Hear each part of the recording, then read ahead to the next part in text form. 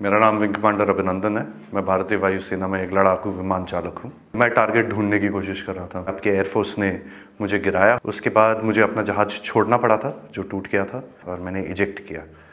Eject करते ही उसके बाद जब मेरा पैराशूट खुला और जब मैं नीचे गिरा, मेरे पास पिस्तौल थी और लोग बहुत ज़्यादा थे और मेरे पास बचाव का सिर्फ एक ही साधन था। मैंने अपनी पिस्तौल गिरा दी तो मैंने भागने की कोशिश की।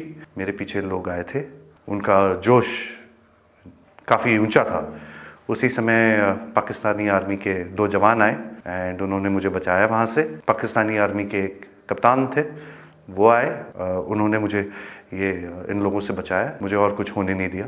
फिर वो मुझे अपने यूनिट तक लेके गए जहाँ पे मुझे फर्स्ट एड दिया गया एंड फिर उसके बाद मुझे हॉस्पिटल ले जाया गया जहाँ पे मेरी जांच हुई और मुझे और एड दिया गया। पाकिस्तानी आर्मी जो है वो बहुत ही प्रोफेशनल सर्विस है। I see peace in it. I have spent time with the Pakistani army.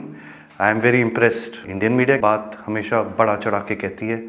जो छोटी सी चीज़ होती है उसका बहुत ही उसको इतना आग लगा के, इतनी मिर्च लगा के बोलते हैं वो, उसमें लोग बहकावे में आ जाते हैं।